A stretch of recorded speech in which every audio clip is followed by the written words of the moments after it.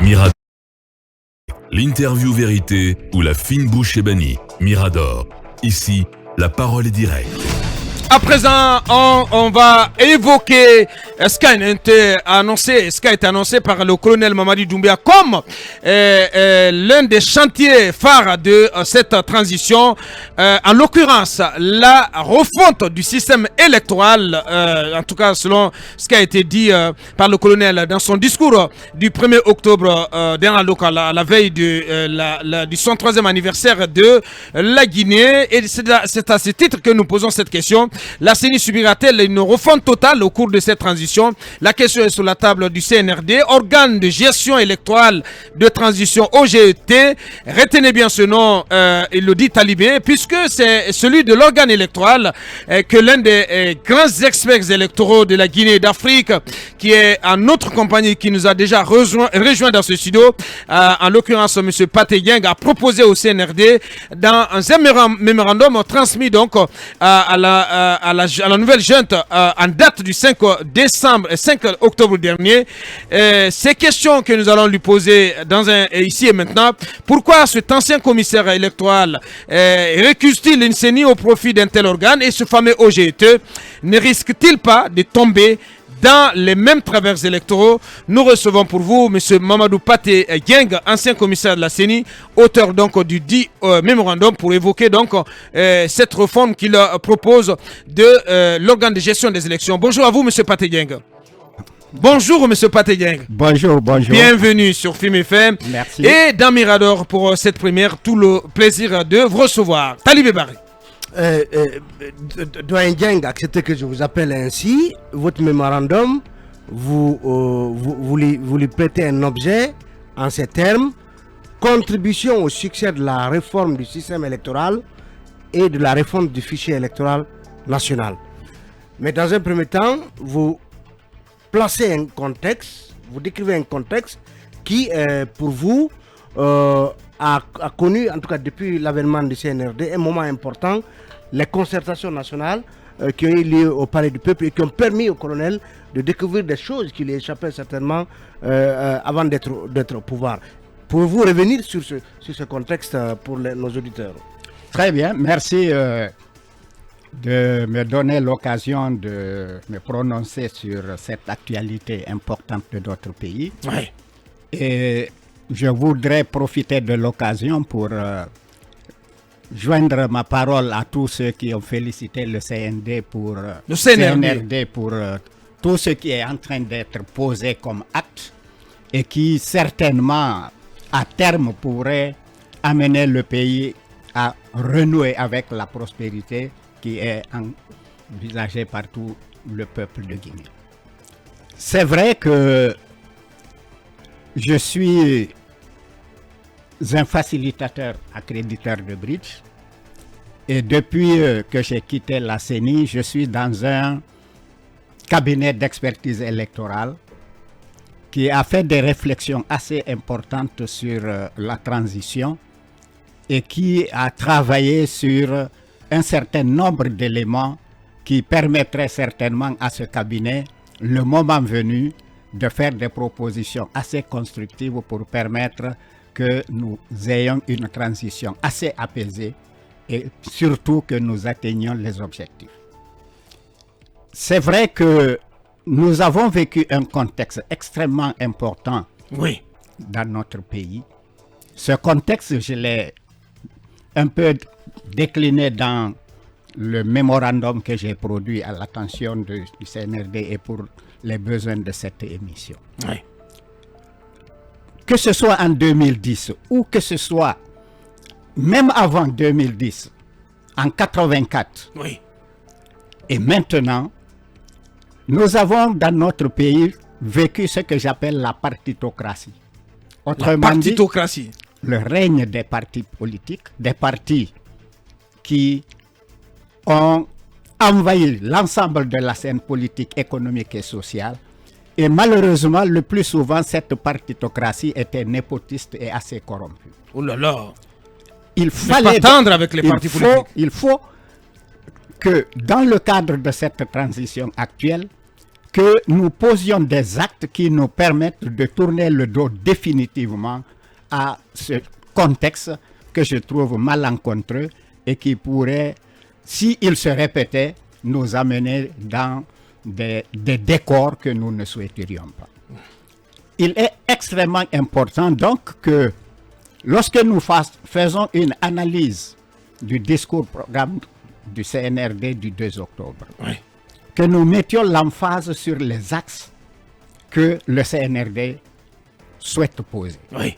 De ces 6 axes, 3 sont dédiés au processus électoral. Et dans une démarche comme celle que le CNRD est en train de poser, le problème n'est pas à la rentrée, c'est à la sortie. Autrement dit, c'est la façon dont le CNRD sortira de cette transition avec honneur et dignité qui fera que notre pays renouera avec la prospérité. Il est donc important que chacun de nous puisse contribuer à poser pierre après pierre cet édifice-là pour que chacun se dise à un moment donné, oui, j'ai contribué justement à l'avènement d'une Guinée démocratique où il fait bon vivre. C'est dans ce cadre-là que nous avons produit ce mémorandum et c'est dans ce cadre-là que nous voulions intervenir dans votre radio. Vous dénoncez un système que vous qualifiez de, que vous appelez la partitocratie. Vous avez dit que, parce que sur au moins 2 décennies, j'ai envie de dire, le champ politique et d'autres champs économiques et autres ont été investis et même on peut même se permettre de dire embrigadés par les partis politiques. Et vous ne souhaitez plus que cela se reproduise. Expliquez-nous, soyez plus explicite. Est-ce que cela veut dire que il faut aller autrement avec les partis politiques, ou bien il faut réduire, amenuiser leur influence nocive, entre guillemets, sur la conduite de la nation, dans la conduite de la nation. Parce que vous dites doyen, à l'entame de votre mémorandum, les forces armées nationales ont mis fin à plus d'une décennie de règne sans partage d'un prince qui avait mystifié son peuple et sacrifié son devenir au profit d'une partitocratie népotiste et corrompue.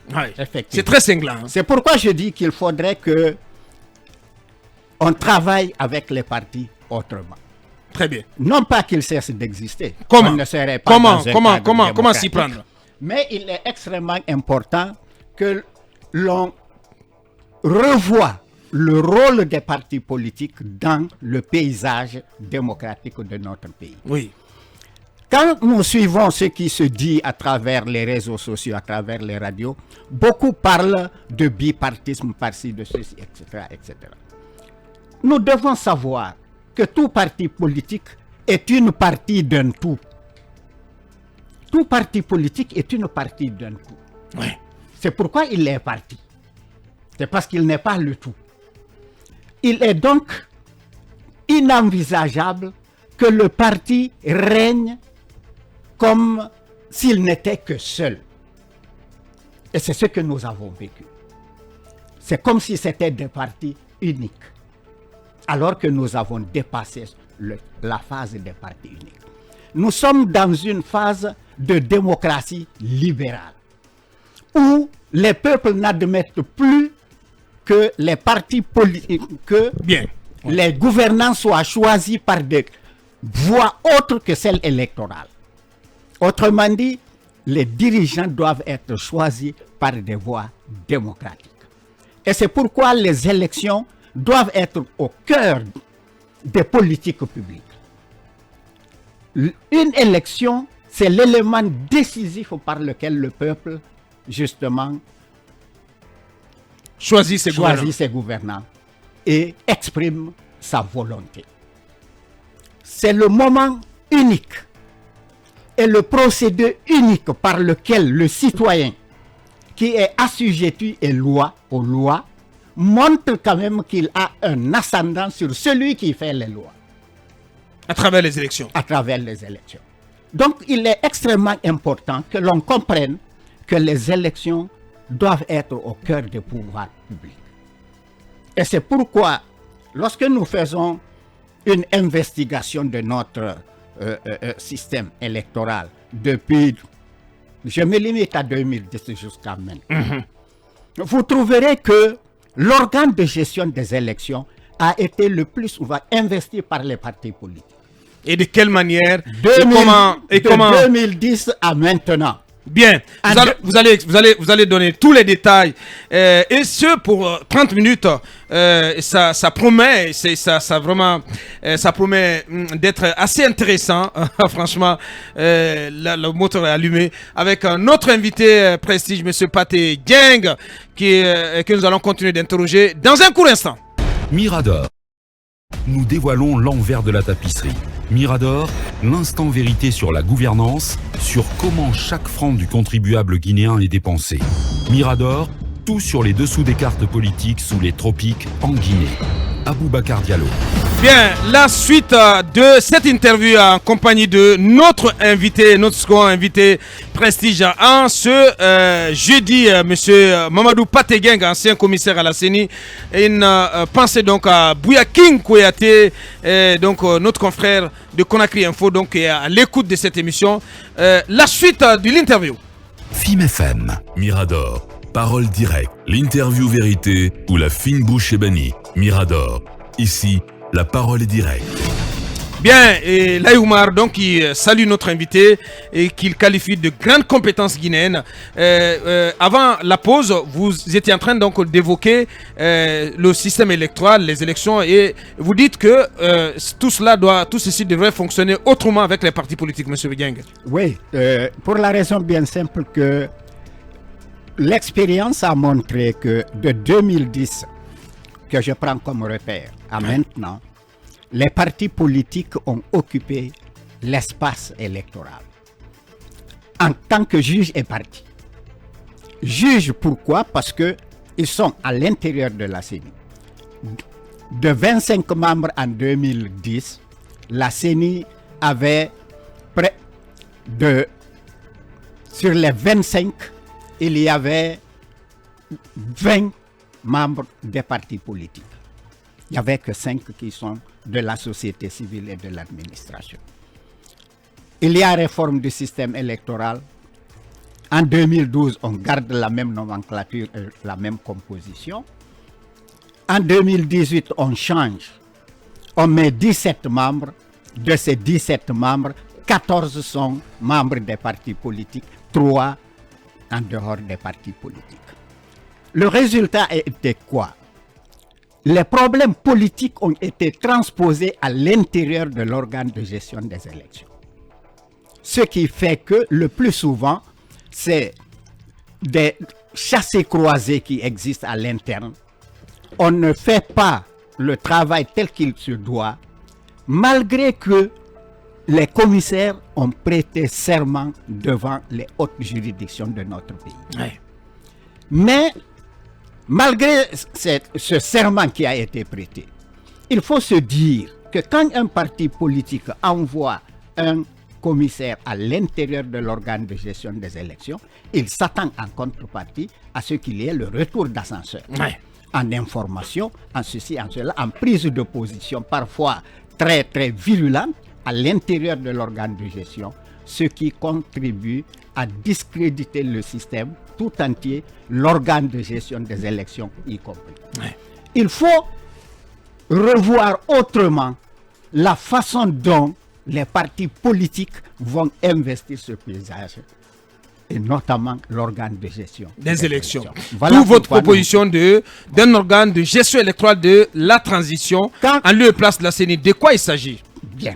Alors, ce n'est pas que je remplace la CENI par l'OGT. C'est parce que ce n'est pas à moi de Non, donner... c'est votre proposition. Ce n'est pas à moi de donner le nom de cet organe de gestion de transition actuel. Ça peut être CENI, ça peut être Sénat, ça peut être le ministère de l'administration du territoire. Oui. Pourquoi je dis OGE de transition? C'est parce que dans tout processus électoral, il faut qu'il y ait des compétences ou des structures qui s'occupent de l'organisation des élections. Tout à fait. Et lorsque nous voyons ce qui se passe de par le monde aujourd'hui, ces compétences, ces structures ont pris beaucoup d'appellations. Parfois, on les appelle Sénat, CENI, etc., etc. Maintenant, pour essayer de résumer le tout dans un vocable plus générique, on l'appelle l'OGE, l'organe de gestion des élections. Et puisqu'il s'agit d'un organe de gestion des élections qui aura à gérer le processus électoral dans le temps de la transition, j'ai estimé qu'il s'agira d'un organe de gestion électorale de transition. Il appartiendra au CNT de lui donner le contenu et la forme appropriée pour que, à l'issue de la transition, cet organe soit un organe qui pérennise ses activités, ou alors qu'on remplace, mais qu'on lui trouve une appellation beaucoup plus appropriée. Vous dites qu'il doit être composé de 11 personnes. C'est ce que nous avons proposé. Dont l'expertise avérée, reconnue, mais des 11 personnes qui sont recrutées par appel à candidature. Par le CNT. Et sélectionnées par le CNT. Par le CNT. Expliquez-vous. Bien. Alors, en tant que facilitateur accréditeur de Bridge, nous avons dans ce curriculum Bridge, il y a une somme de bonnes pratiques électorales de par le monde. Parce que le curriculum Bridge, c'est le curriculum le plus complet qui puisse exister en matière d'administration électorale de par le monde. Oui. Plus de 150 pays l'utilisent pour l'organisation des élections. Donc, lorsque nous faisons une vue d'ensemble de ces organes de gestion des élections qui existent de par le monde, on s'est dit que nous avons intérêt à puiser dans les meilleures pratiques pour avoir un organe de gestion qui va survivre de la transition. Très bien. Nous avons estimé qu'il faut qu'il y ait des compétences avérées. La Guinée en dispose. Très bien. Pourquoi? Puisque en tant que facilitateur Bridge, accréditeur, je vous affirme ici que la Guinée a aujourd'hui le réservoir le plus fourni de compétences électorales dans la sous-région. Wow. Parce qu'en matière pour une première, dans un secteur, Bridge, la Guinée dispose de 31 facilitateurs d'ateliers Bridge. 31 facilitateurs d'ateliers Bridge qui sont à la CENI et en dehors de la CENI. Beaucoup d'assistants techniques de la CENI qui existent aujourd'hui sont des facilitateurs d'ateliers Bridge. Il y a des commissaires qui viennent d'être sortis de la CENI, les derniers commissaires. Ouais. Parmi eux, 4 sont des facilitateurs d'ateliers Bridge. Et les CENI qui les ont précédés, oui, il y en a également plus de 17 qui sont des facilitateurs d'ateliers Bridge. Et je suis l'une des denrées rares dans la sous-région à être facilitateur accréditeur Bridge, parce que nous ne sommes que 4 dans la sous-région. Et je suis le 92e dans le monde. Wow. Félicitations. Ça veut dire quoi? Ça veut dire qu'il y a une somme d'expérience que l'on pourrait récupérer à l'intérieur de la Guinée. Tout à fait. Des gens qui pourraient apporter leur expertise pour mettre sur pied un organe de gestion des élections compétent, compétitif sur le plan national et sur le plan international. Il suffit de savoir où les trouver, les mettre en confiance, les organiser, pour les professionnaliser, pour que nous ayons un organe de Moi, avant de gestion laisser la parole aux autres, parce que sur les 11, très rapidement, c'est ma dernière question, vous dites donc que cet organe que vous appelez de tous vos voeux ne devrait avoir en son sein, ne devrait être composé que de 11 personnalités, donc à expertise électorale avérée. Et vous dites que la Guinée dispose du bassin suffisant en la matière. Mais dites-nous d'entrée, puisque vous parlez vous dénoncez le rôle, le fait que l'invasion, je vais dire, l'invasion entre guillemets des partis politiques dans le fonctionnement de la CENI, cela a été constaté depuis tout le temps. Est-ce que votre proposition est de dire que sur les 11, il ne doit y avoir aucun venant des partis politiques? Non. Non, je vous pose la question. Non. Ça, c'est pour nos Ça ne veut auditeurs. pas le dire. Ça ne C'est veut pour nos pas le auditeurs. dire. Je ne veux pas dire, parce que parmi les facilitateurs dont je parle, il y en a qui sont des partis politiques, qui sont formés à l'intérieur des partis politiques, qui sont des compétences à l'intérieur des partis politiques.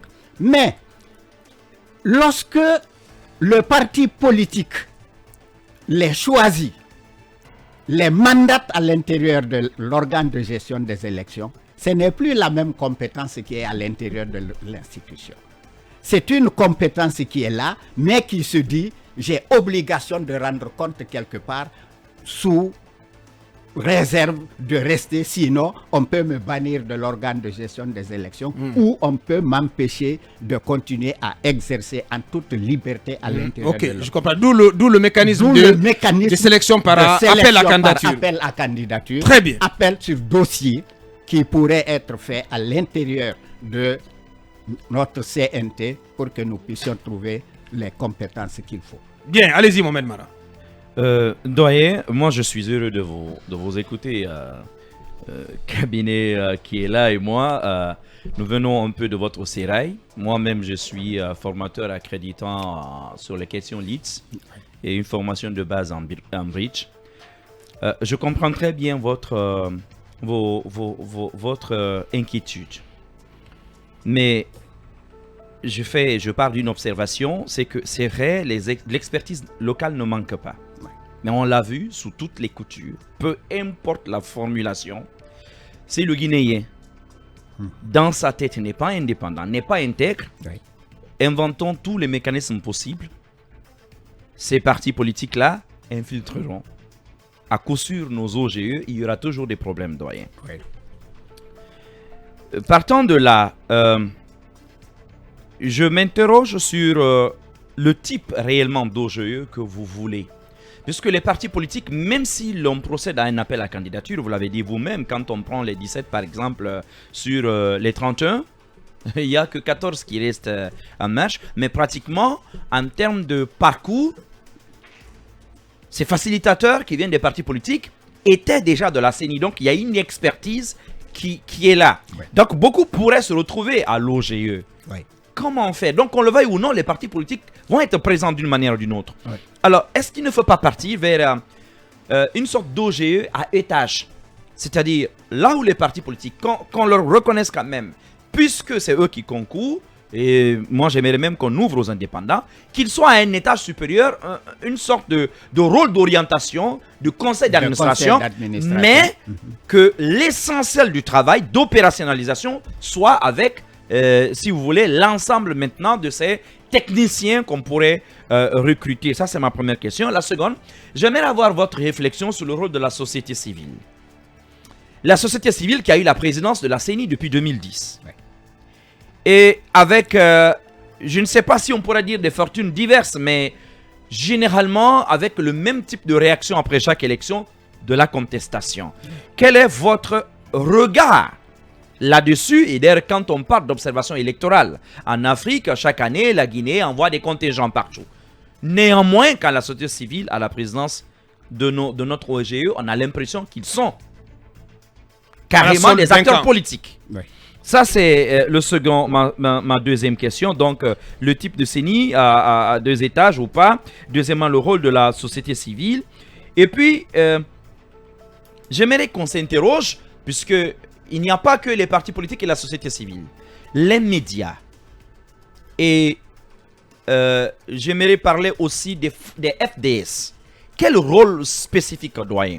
Est-ce que les FDS, avec toutes les formations qu'on leur donne, mais en les laissant en périphérie, juste pour sécuriser les élections, est-ce qu'à votre avis, dans notre contexte aujourd'hui, c'est suffisant ou il faudrait repenser le rôle véritablement des FDS dans nos processus électoraux? Bien. Trois questions à la fois. Très bien. Alors, vous avez parfaitement raison. Il y a des organes de gestion des élections où les partis politiques siègent au niveau superstructure. Autrement dit, jouent le rôle de conseil d'administration. Mais la pyramide, la plus large base de la pyramide est occupée par des techniciens. Autrement dit, c'est des gens qui ont des compétences avérées en opération électorale. Dans le cas de notre réflexion, nous voulons une CENI à l'image du Cap-Vert, ou alors du Ghana, ou alors si on va plus loin de Costa Rica ou bien de l'Australie. Pourquoi je prends ces exemples? Oui. Lorsque vous prenez le Costa Rica, ce petit pays est l'un des plus avancés en matière d'administration électorale. Au point que l'organe de gestion des élections a un rôle à la fois d'organe de gestion, d'organe législatif et d'organe judiciaire. Législatif, pourquoi? Parce qu'il fait lui-même la loi électorale. Le Ghana fait la même chose. Au Ghana, c'est l'organe de gestion des élections qui rédige La loi propose la loi la loi propose. électorale. La loi électorale. Mais quand on propose la loi électorale, l'Assemblée ne peut pas changer cette loi électorale. Il peut rejeter. Dans ce cas, l'organe de gestion revoit avec des orientations, mais on ne change pas. Vous me direz que c'est des anglo-saxons, d'accord, je suis d'accord. Mais ça marche. Mais ça marche. Lorsque vous prenez l'île Maurice, Ouais. du point de vue démocratique, c'est le pays africain le plus avancé. Forcément, ouais. L'organe de gestion des élections a un rôle à la fois technique et législatif. Chez nous, pourquoi on souhaite que ce soit toujours les politiques qui guident et orientent? On peut le faire, mais nous proposons qu'il y ait un organe purement technique et très léger pour qu'il puisse être suffisamment professionnel. Oui, mais doyen, vous le savez, ces vides J'en juridiques viens. dont vous parlez, J'en c'est le viens. rôle des politiques à l'Assemblée nationale. Voilà.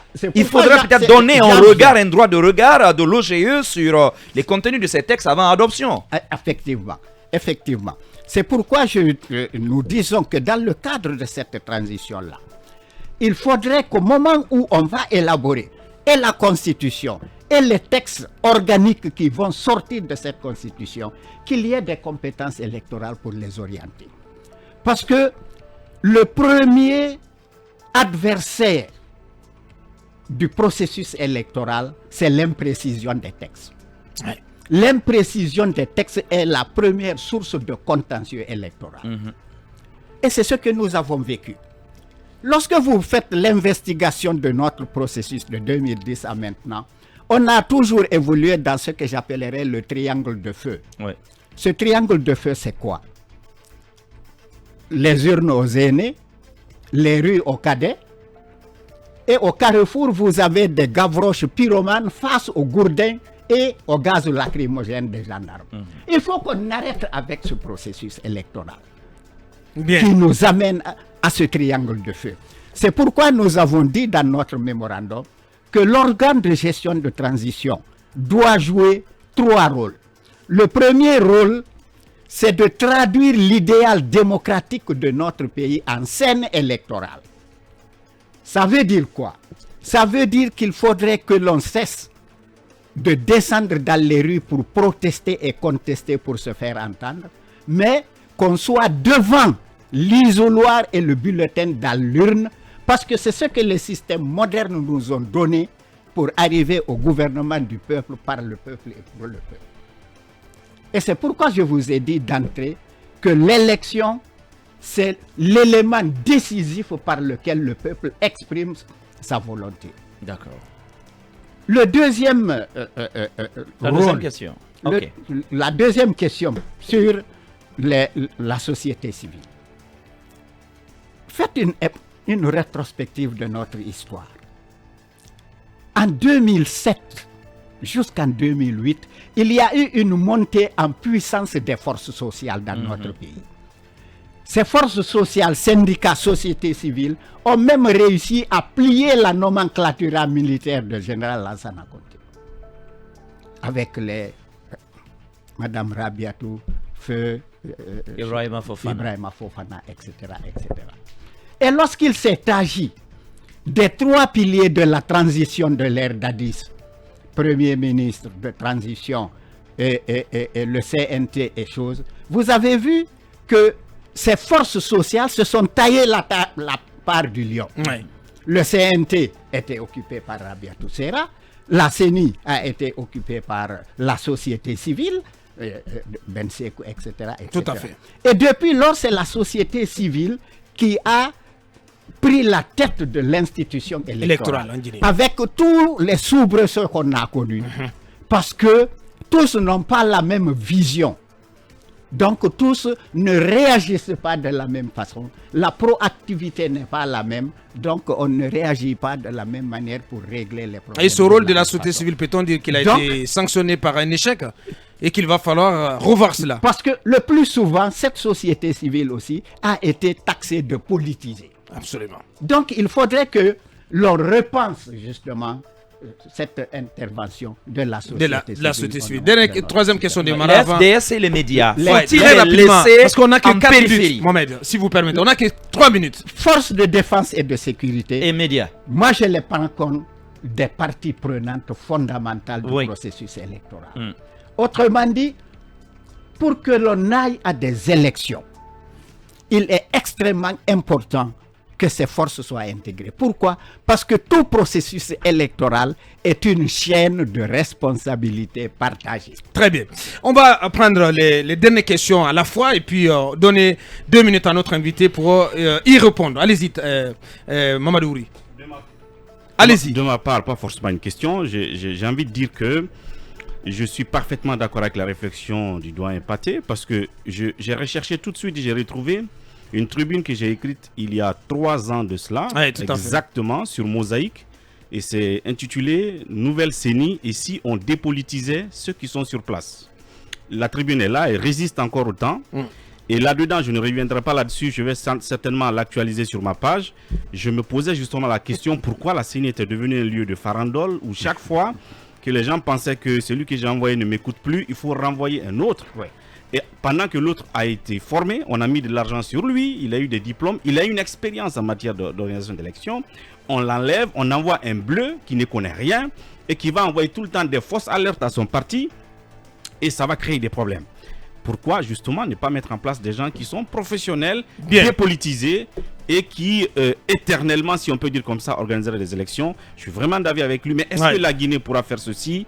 Je pense que c'est Faut en ce compter, moment. faut compter Il faut sur- compter sur cette transition. Tout à fait. Parce qu'il Pour veut, y arriver. il veut une rectification Institutionnelle. institutionnelle. C'est maintenant qu'il faut y passer. Merci Mamadou Ouri et vraiment félicitations pour cette tribune qui résiste au temps. Oui, dernière question, Mohamed Kaba. Oui, mais doit accepter peut-être en quelques secondes que ça soit de l'interactivité Oui. et que n'en soyez pas choqués par rapport à mes questions. Non, je vous en prie. Alors, pas du Les tout. partis politiques ont été inféodés. Dites-moi, doyen Pathé Diallo, quel parti politique... Pathé Gang. Pathé Dieng, quel parti politique avez-vous représenté à la CENI? Bien, alors, je suis dans l'organe de gestion des élections depuis 1998 Oui. et j'étais de la société civile parce que représentant des universités. C'est les universités qui, pour la première fois, m'ont demandé de les représenter au sein de l'organe de gestion des élections. C'est seulement en 2012, après donc, la transition de Gladys, Après l'élection après d'Alpha Condé. l'élection du professeur Alpha Condé, au moment où il y a eu la refonte de la CENI, que j'ai été ramené à la CENI par l'UFDG. Mais après beaucoup de concertations, parce que... On en discute. Non, non, Donc, vous confirmez, vous étiez le représentant de l'UFDG. l'UFDG. Pendant que le système était embrigadé par les mêmes partis politiques. Est-ce qu'il n'y a pas une contradiction là-bas sur ce point? Pas de contradiction. Non, après, maintenant, je vais terminer rapidement. Oui. Sur l'autre plan, par rapport à l'OGE, Oui. la dernière fois, l'ancien porte-parole, Mamadi Troakaba, disait ceci, je cite, j'ai noté, la CENI est technique de par ses démembrements et politique de par le choix des commissaires. Qu'en pensez-vous? Ils C'est disent, Mamadi- ils disent la même chose, je crois. Non, ils disent pas la même chose. Allez-y. Alors, Là, en 30 secondes, hein. Franchement.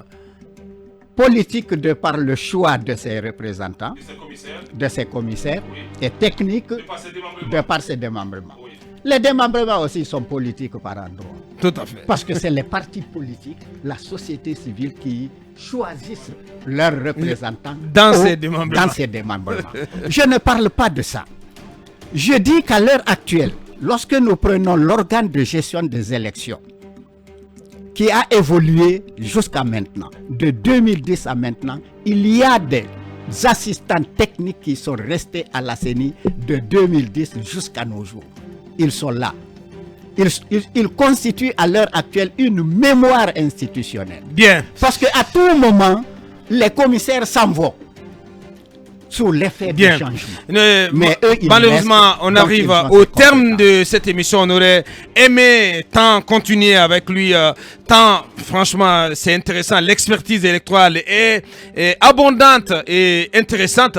Grand merci à vous, Monsieur Pathé Dieng. Et j'espère que ce n'est que partie remise. On espère vous revoir prochainement dans cette émission ou dans d'autres comme Alinéa pour donc évoquer donc la question électorale dans notre pays. Grand merci à toute l'équipe des chroniqueurs, à l'équipe de réalisation.